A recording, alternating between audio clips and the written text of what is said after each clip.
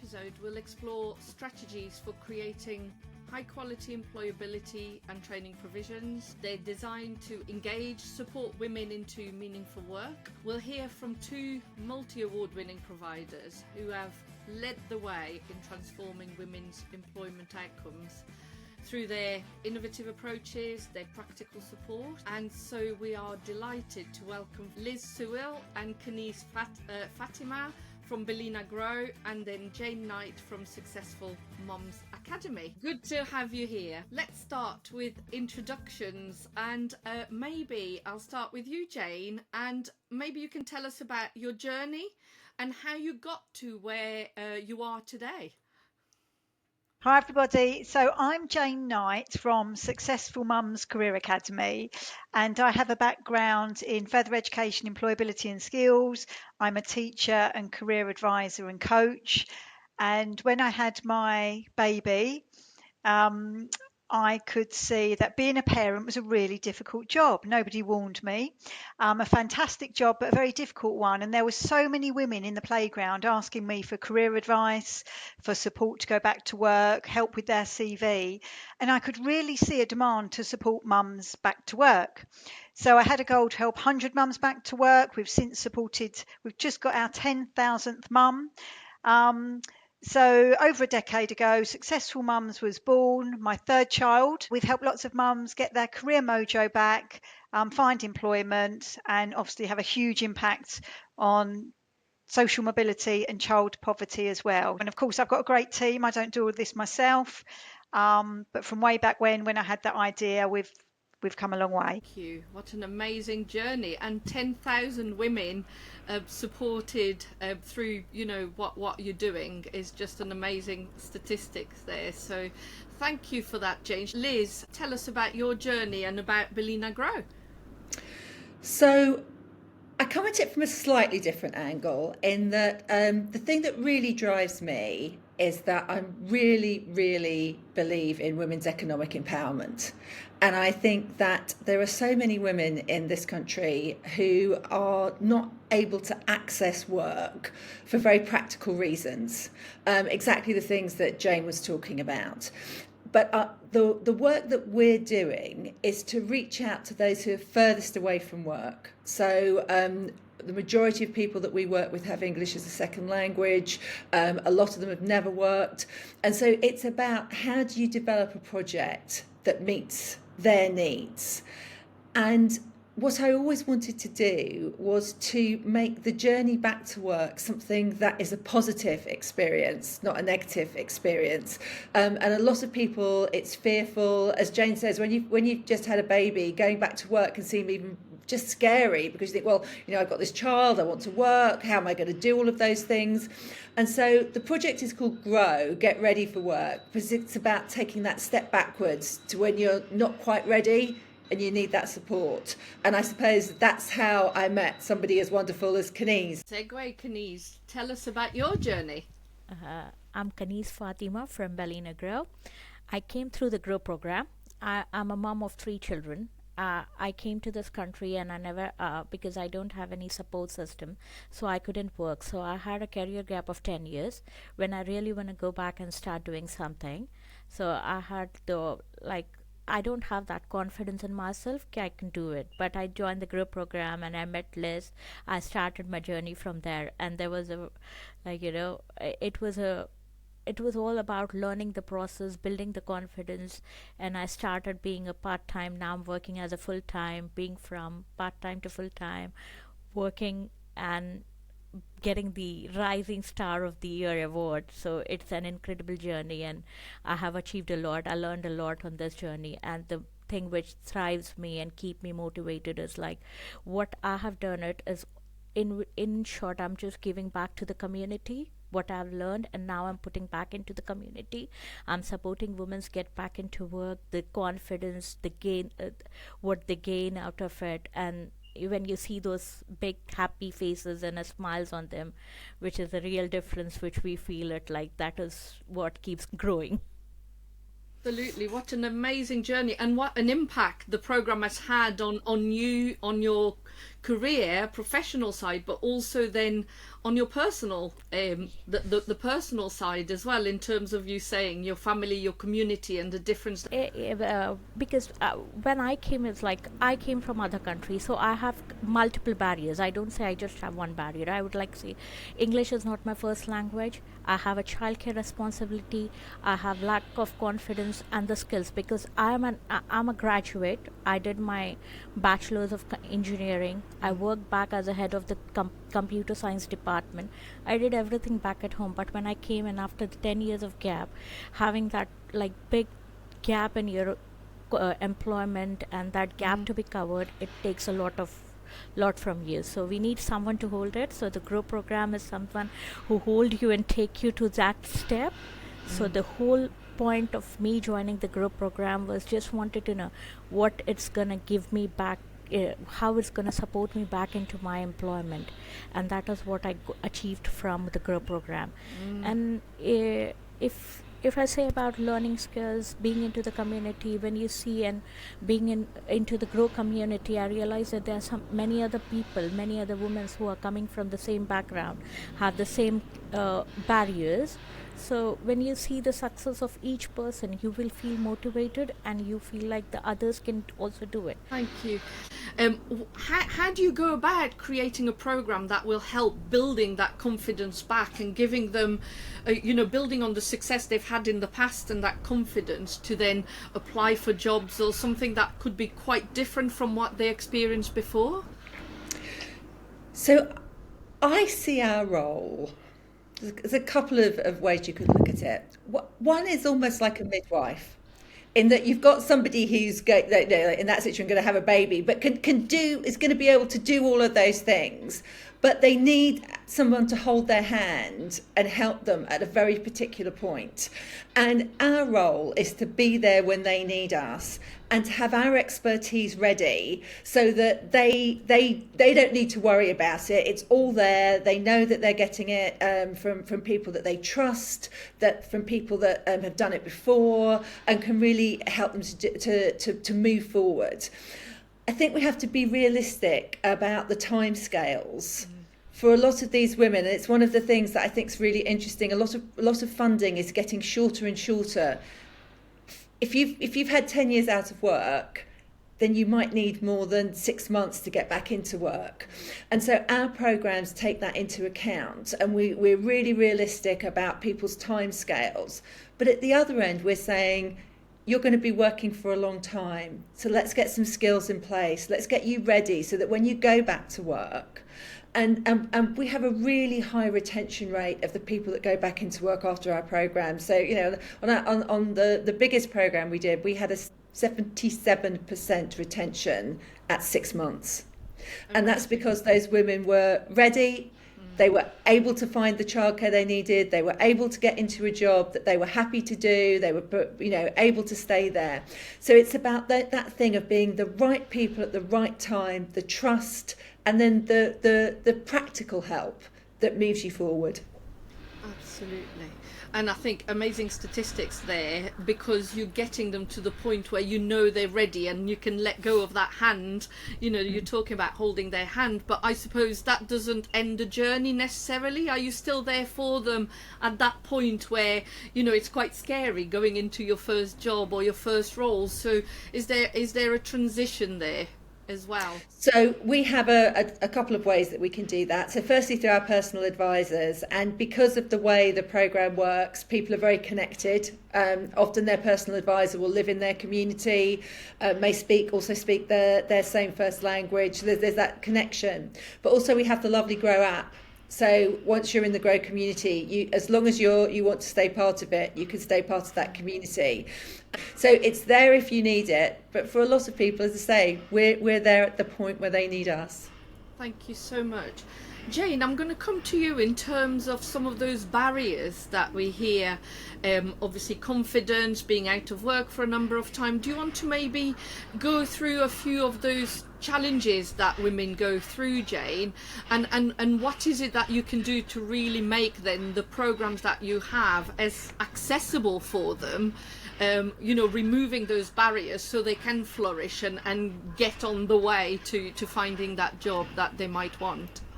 Yeah, absolutely. And I suppose it echoes what Liz is saying around the hand holding, because I think there's three key barriers that we've identified over the years. I mean, there are lots, and there's lots of layers, but it's about confidence, career advice, and childcare. But sort of woven into that is overwhelm. And I think what Successful Mums does, what Bellina Grow does, and other great specialist organisations, is it's having that clarity and having that hand holding. You can't underestimate somebody believing in you. And if somebody will either sort of literally or online hold your hand and say, we can do this, we'll do it together, then our audience of mums and women returners, they feel more accountable because they know that you're there. So they're more likely to take small steps. And as Liz said, it's not short term, so these small steps lead to really big changes. But a bit like if you want to learn to drive in a weekend, apparently you can do that, but why would you do that? It just doesn't feel right. Whereas if you learn to drive over 6 months, a year, and maybe a bit, you're just building confidence along the way, you're building your network, and there's so many other skills and just small things that you pick up that just takes you on your journey. So I think the confidence piece is key, and one of the strategies that we use, and I believe that Grow will use this too, it's around the transferable skills of being a parent, because often you might hear a mum say, I'm just a mum, as if they're indoors with their feet up, not doing anything, when you're woken up at 5 o'clock in the morning to when you fall asleep on the sofa at 9 o'clock at night, when you sit down, all of those things you do. And one of the exercises we do is all the tasks that you do day in, day out, and a lot of those are transferable into the workplace. So I think, and Kenise and Liz, I mean, you probably get this, there's almost a light bulb moment, isn't there, when the women realise, oh yeah, actually I'm doing a lot here.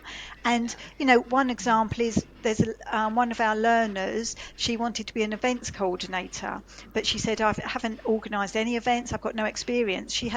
I think she had 4 children, and the youngest one I think was 6, the eldest one was 18, and we counted up, and like she'd organised like 25 different birthday events, and we was like, that does count. Mum was happy, dad was happy, the kids were happy, there was no peanuts, the venue was just right, you could get there on public transport. That is event planning. Yet for her, she just thought, oh, it's just my kid's birthday party. So I think it's that being realistic and that mind shift around being a mum or a parent or a carer. There's so many work tasks we're carrying out. It's like, I think many of the women like me are waiting for an opportunity, who can, it's just that the spark which we needed to light up. Yes. So, and I love that. The spark you need it to light up. That is just an amazing expression that you're using there. Absolutely. I always feel that you need a recognition to yourself. Other than being a mom, being a wife, you need to be yourself. I always wanted to be recognized as Kenise Fatima, being someone, just because I was missing my career and that thing. So I think there are so many women there, and we are supporting, and now we have so many successful women who have moved from not doing anything to on a better working platforms, and they are doing good in their life. And if a woman feel confident, a mom feel confident, it will throw back into the family. It will just you're not just supporting women, you're not just supporting a mom, you're supporting the whole family to grow, because it gives a real difference into the family, what you brings up. Absolutely. And the happy moments you have, you're confident, your children learn from you. Okay, even at this age, I'm doing something, I'm learning, I'm trying my best. So my children are like, when they look at me, they believe that there is no age limit for learning. Absolutely. So for me, the point about Grow being small, Jane and I are relatively small organisations, and I think that allows us to be both really specialist, but also to think about how we can make things better quickly. And I think we both recognise the importance of engagement alongside employability. It's about how do you reach out and find these women. I mean, I agree that, you know, Kenise speaks like a poet, but it is, you know, the spark, and that's what we need to be. So for us, it's about reaching out. So Kenise was at a children's centre, and a lot of the people that we work with, they don't necessarily even know that what they want to do is to work. They just know they want to do something. They're at this point where, you know, I have to do something. And so it's about how do you enable them to take the next step, and it's about having a program. And that's why I think specialist advisors and specialist advice is so important, because you need people, whether it's our organisations or in the bigger organisations or at the job centre, you need somebody who can take on board that somebody needs a range of barriers to be met. And what we don't need is a kind of a system of one size fits all. We need a system where people can get that support that they need as individuals. And I think that's where we provide the quality, because we are able to develop programs that are very specific, but then move quite fast to make sure they're meeting people's needs if they need to be changed. Working in partnership is absolutely key, isn't it, for the work we do. Successful Mums and Bellina Grow worked together on a project, and even though we had sort of the same goals, we was working on it was called a parental project, and it was just great to work in partnership with Liz, because we'd chew the fat, we'd talk about ideas, we'd talk about challenges. So that's one example of partnering with organisations that do something similar. And then I suppose where we're coming from in terms of funding, you know, the business cannot run, or my business model cannot run without the funding. So I believe for me and Liz, it's about that really trusted, solid partnership that you can have with other, maybe larger organisations that might have access to funding. They want to reach out to women returners and mothers, and they might not be able to do that quite as nimbly as what me and Liz can do, where we are slightly smaller than them. So we can then work in partnership with these organisations. It's great for them, and they can learn from us, even though they will be doing really positive, good work as well, and they may indeed have experience with mums and parents. But at the same time, we can then tap into the funding to make sure we can give specialist provision. So I think, you know, if you look up and look around, there's so many organisations that really can complement what you do. But I think, you know, if we're the ones that are able to engage with these women, we're trusted by these women, we're doing the hand holding that we talked about earlier, and then we can engage with all of these other partner organisations that really sort of add to the tapestry of our offer. And then the outcome, as we mentioned earlier, I think it was Kenise or Liz mentioned, is that learner is able to fly, and we see them in the community, we see them at work, and, you know, us and all these other partners have contributed all those layers. So it's a beautiful thing. Absolutely. And it is all of those layers, but I don't know, Liz or Jane, how you stay on top of all of that, because actually there's a lot of information out there, and how do you stay on top of, you know, the quality side of how the training needs to be delivered in line with one of your colleges or ITPs that you work with, as well as understanding, you know, the new policies that are happening that will facilitate maybe some of the work that you're doing. Liz, do you want to tell us a little bit about that? Well, apart from being amazing multitaskers, we have amazing teams. And I think it's about the team that you have around you. And I think all great employability teams, they're probably started off by your activist pragmatists, you know, oh my goodness me. We need to do something about this. We need to, all right, how are we going to do something about this? And then you have to bring in your theorist reflectors. And I think what's been great about developing the Grow team is, I think I'm old enough and wise enough to know that what I really need are people who are better than me. So, with the way that we work with people and the way that we employ people, we are always looking to employ people who've come through the programme to give people an opportunity. And some people get a very small opportunity and then they go off and do something else. But some people really stay. And what was classic for me, it's that thing of, I recognised in Kenise somebody who wanted to do something. And as she said, she started on an 8-hour-a-week contract. And then we went into COVID, for goodness sake. And then what became really clear was that Kenise had a brain that was focused on getting things completed properly. And we have other people on the team who are really good at keeping those connections. And we have other people who are really good at doing the research. So we're small, but I would say kind of perfectly formed in that we've created the team that we need in order to deliver. We used to kind of rail against some of the things that we used to have to do, say around compliance.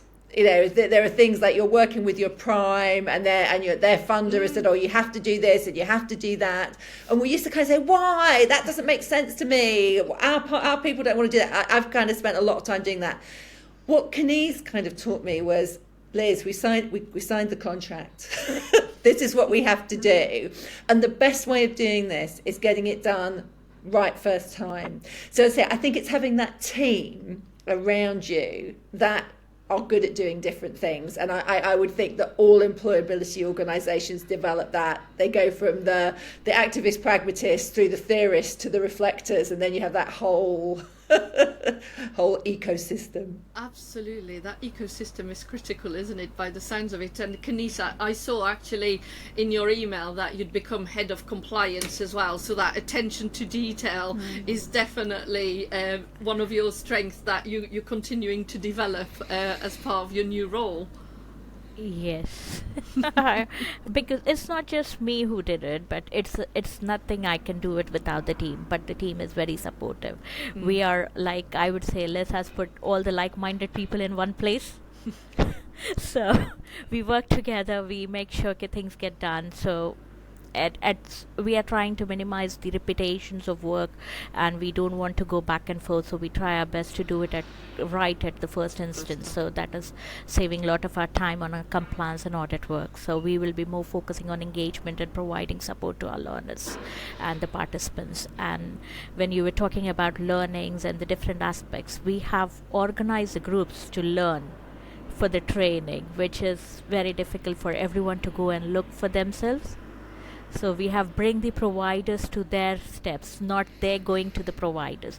The providers comes to grow. The group will put the group together, organize their course, and it will be led by the tutor during the school hours, and the moms join it, complete it. They feel successful after that. So this is the strategy which we have applied to make them go for upskilling, learning new concepts. So that is like one of the steps they can take towards the employment. Because now everyone needs skills to move forward. Even though we are in employment, I think if we working now also, we need some skills, we need improvement, we need a learning process to continue. So that is what we have brought into Grow now. So we deliver the programs, we organize the courses, we engage our participants to join the course, complete them, and we have so many successful stories of that. And that's quite innovative in the way that you're approaching it, in terms of not just having people coming to you, but actually you going out there and creating that for people. Jane, would you say that with Successful Mums Academy, that is also the case, in terms of what innovative approaches have you had to sort of consider to make sure that you were as successful both in attracting women to your programs and going out there? So tell me more about that. Well, I suppose this is linked to the partners, isn't it? Around it's identifying organisations that already have your audience as well. So it could be, whether that's the job centre or a housing association, or organisations that have an interest in supporting your customers as much as you do, because sometimes that can be a great way to reach out to a wider audience.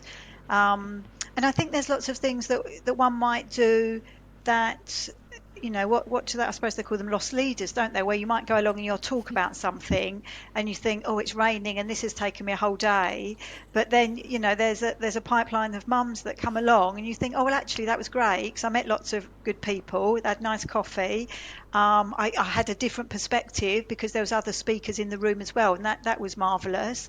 And then it just it gives people that insight around what you do, and then they might start referring people. And that, I mean, Liz, you know, that takes years, doesn't it? That doesn't happen overnight, but it's doing that, and then it sort of builds, and so then people start to know what you do. And then going back to what Kenise was saying, there's a the quality is good, so people trust you, and then reputationally, and there's something I say in Successful Mums is you can't unhear something, and even though I know this has cost us financially, I just think it's just the most brilliant message. So if any of our learners that, you know, have to be unemployed and are on a contract, if we then hear, and one example is we had a lovely learner, and she was on a contract, it was for unemployed people, and she talked about her property income. And so one of the team said to me, oh, I think we have a learner that is actually working. So we addressed it really sensitively because, you know, she wanted to go back to work. And interestingly, she wasn't working. She was working for herself. I would call that still working, but her interpretation was different, and she was having quite a steady income. So because of that, we explained she couldn't be on this particular program. So we didn't claim funding. We did actually let her stay on the course. She didn't have much more to go, so we didn't suddenly want to sort of cut her dreams. And what we did do is then we went back to our checklist. So when we said about are you unemployed, we made sure it was super clear, or are you self-employed? And at the time we spoke to the funders, and the form was tweaked slightly to reflect that, which then links to partners wanting to send people to you because they know they will get a solid, good quality experience, and that you really care about the learners because it's part of your community. And I think as relatively small organisations we can do that, can't we? Yeah, and that personalisation really helps you, doesn't it? Because I think, you know, numbers on a spreadsheet is great to know that so many women have gone into employment. We want to hear that, but personalising that, you know, X, Y, Z have got into the job they wanted, that is just probably that motivation at the heart of it. Liz, I see you nodding to that. Is it something that really keeps that focus and that commitment fully alive? So one of the things that we do is that we try to get people to understand their motivation to work. So what is it that motivates you to work? And, you know, money, of course, that's going to be there. But some people work to live and some people live to work. Yeah? Which side of that are you on? Some people have to have meaning in their job. Some people just want a safe job where they know they're going to go in, do their job, come home, and they don't have to think about it. So it's one of the things that we're really trying to do is to get individuals to understand their motivation. Because when you're thinking about getting somebody back into work, and that's why I think the retention in work is so important, for the women that Jane and I support, the effort that it takes to get back into work, if that goes wrong, if it's not what you want to do, if it isn't sorted, it can be a barrier to you ever going back to work for either ever or for a very long time once you've got small children. So we don't have that thing that the bigger organisations can do, whereby they can go to an employer and say, oh, we can provide you with 15 people for a construction site. Because everybody we work with, they've got particular hours they can do, and a lot of them want to work close to home. So ours is like almost like a guerrilla war to find a particular job for a particular, you know, we're fighting street by street, house by house to get these people the right job. Jane, do you find that in terms of shaping that path for women, what are the key points in their journey that really make a difference, and if you didn't do them, you probably wouldn't be as successful with them? I suppose listening, because one can make assumptions about what job the mum might want to do. A lot of our mums default to what they did before because that's all they know. So we ask a lot of open questions around what do you enjoy doing? What are your hobbies? What did you like about your last job? What didn't you like about your last job? Which can be, it's a organic, authentic, flowing conversation. But that what you can tease out at that point is just absolutely key. And then it's okay, how many steps to get there? It might be 100 steps you need to take to get to that job we've just talked about. So let's have a look. What are the things we need to do? So I think it's identifying, what they could do, being, as Liz said, being sort of pragmatic, because, or one example, there was a lady that worked in advertising, and a big part of her role was going out in the evening and dining with her clients to keep them happy and find out, what their needs are, and that included sort of late night. Well, it sounded great actually. Lots of lovely food, lots, lovely wine. I was thinking that sounds good, but does that fit? She had two young children, I think under 3. That didn't fit with her lifestyle. So it's about what is your chapter now, and how can we maybe sort of just tweak that, and then potentially go back, or is there another role in advertising that will be well suited? But the other thing along the way, I think, is definitely the support of a specialist organisation. And I know that with Liz, they've got the Grow app, which is fab. And I know that we've got a number of sort of platforms that we use where people can keep in touch. But it's not only us as specialist organisations, it's the people, it's the network that they find when they come to one of these programmes. They then might meet 2, 3, 4, 5, 10, 15, 20, 30 women that they didn't know before, that have got their back, really want to support them, and almost a little job seekers for them. Because if you tell that group what you want to do and then they see a job, whether it's in the app or on a WhatsApp group or on Insta, look, I've seen this job, it could be for you. And then what happens is that person wants to do that back because that's kind. So I think it's definitely sort of some sort of direction and clarity, the support from organisations like, what we can offer, and that network, and also that ongoing communication, and making sure there's at least, if not daily, there's weekly touch points, so they feel connected. And also there's that accountability piece, so they know they're heading in the right direction to find a job, or at least progress in some way to get them on the right track. So some real key points there for success. Liz, did you want to come in further? Yes, because I think, especially for the women that we're working with, so Jane is Successful Mums, and 95% of the women we work with are mums as well. And I think the great thing that we offer is groups, is the community.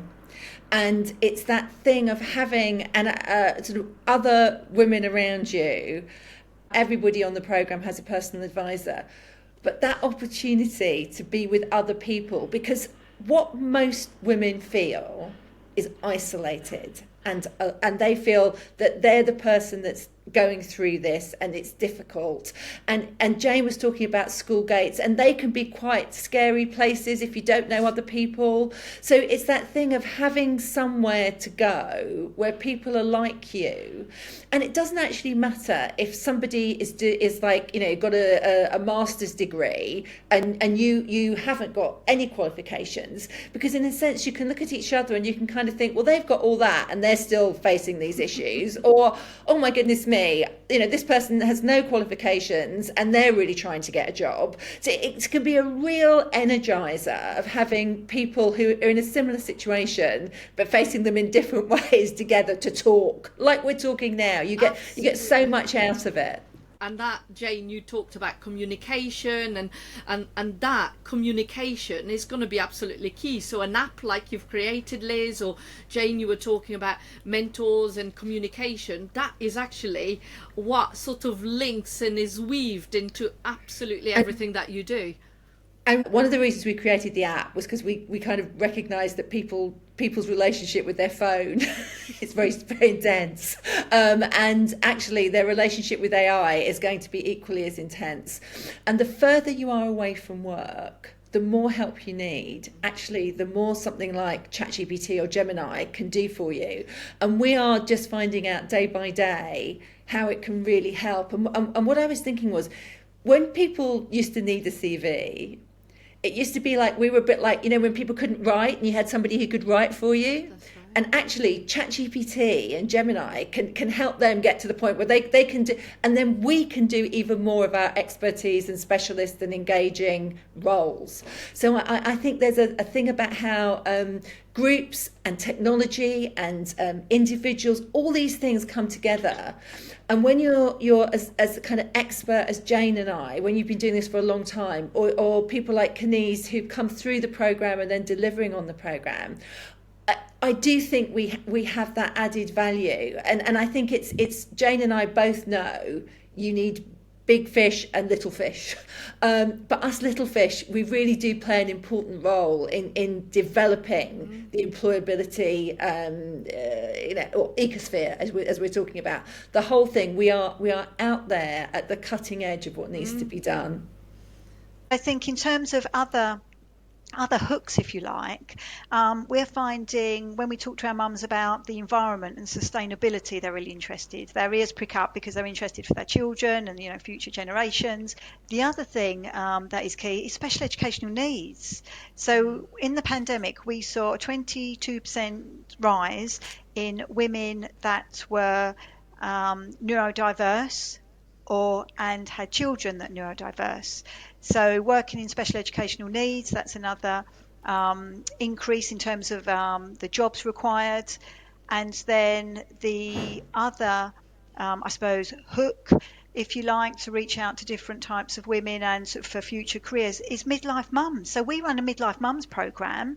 We've seen so many women over the age of 50 that are coming to us either through being made redundant in the pandemic and they've only just got through their savings and now they have to find work, or they've gone through a separation or a divorce and due to personal circumstances they now need to go back to work.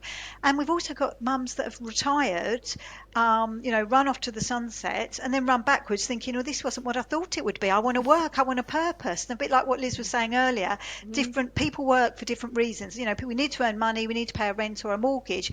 But in fact, for your mental health, and there's studies that show the longer you work and the longer you're engaged, the less likely there could be that you have dementia, for example.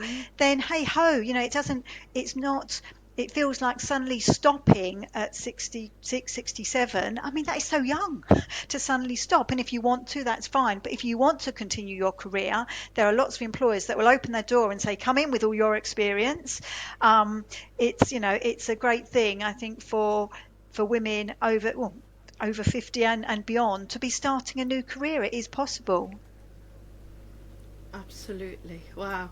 Kenise, coming to you in terms of the future and the different perspective that you're sort of hearing through supporting other women as well and yourself, what does the future hold for you? Technology. I think everyone needs that bit of technology and bit of AI in their day-to-day work now. So we are focusing on bringing it into picture, like everyone knows how to use it. So I'm also looking forward to learning new technologies which can support my work and using AI into my work. And so we also expand networks by bringing other organizations into our coffee mornings, by making people they get to listen to other organizations and they get to listen to the guest speakers. And that's what we're trying to do, is to create an understanding of what it's good for and what it's not good for.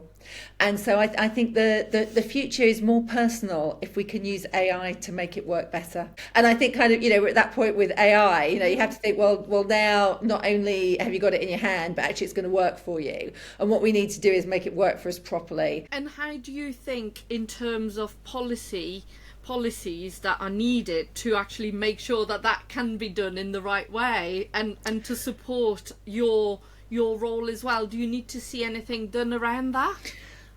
So Keir Starmer recently launched the AI. They want to use AI to make things work better. In employability, I think there are 2 or 3 key strands that they can do that. They can do it at the level of helping the individual who's looking for work. They can do it at the level of people like us being able to report in a way that allows us to use things like AI to report better. So the Early Bird project we're working on, it can capture people's onboarding in about 6 or 7 different languages, translate it into English and then be input into the system. Why wouldn't you use that?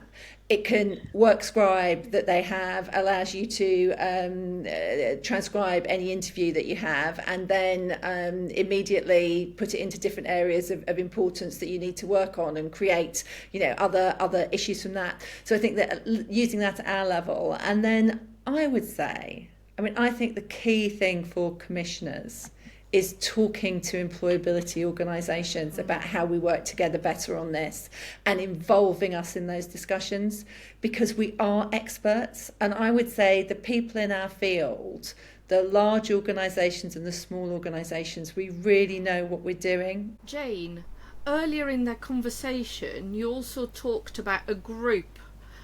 It stood out as it actually, when we talk about policies commissioners, actually the type of group that maybe would bring some of that information to the fore that can be used to sort of be either an ambassador for future changes or really sort of lobby for changes. Definitely, and that's really one, the key reason why myself, Liz, there's two other organisations I give a shout out to as well, Transform Lives and also the Women's Work Lab. So the four organisations, we all support women returners and mothers, and we could see that with our specialist experience, there's enough to go round. And what we want to do is we want to talk to the policymakers, the commissioners, and say, look, this is what this audience needs. It's such an important audience. It's a relatively untapped audience, but it's mentioned in the white paper. So it's really important we get this right. And if we can provide our experience, our advice, our guidance, it will just save the public purse so much money, rather than, just making assumptions or thinking what you might want these or think these particular women might need. And that we launched in September 24 with a webinar through URSA. So a shout out to Elizabeth Taylor, who is making this happen. We've run a number of webinars where we had really good registration numbers. Lots of people turned up. We've been keeping all of the people warm on our progress.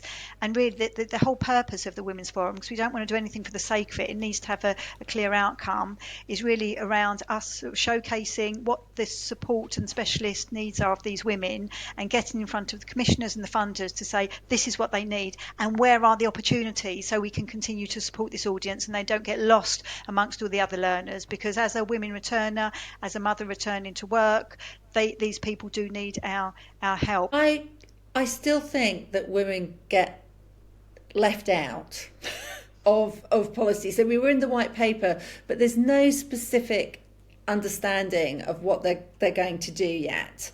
And so what we're trying to do is to come up with some really practical ideas. So I think it's really about us providing them with this solution. And the women that we support, in a sense, are low-hanging fruit. We know what we need to do to get them back to work. And having different perspective around the table, that will actually make things stronger for everyone. So having people who input to actually shape the policies as they need to be is going to make such a difference, isn't it? So I can't wait to hear, where you're going with it and what difference you're making. Thank you very much for your time today. Really great to see, what you're doing and how you are at the heart of that empowerment for women that we all want to see. So thank you so much. Thank you.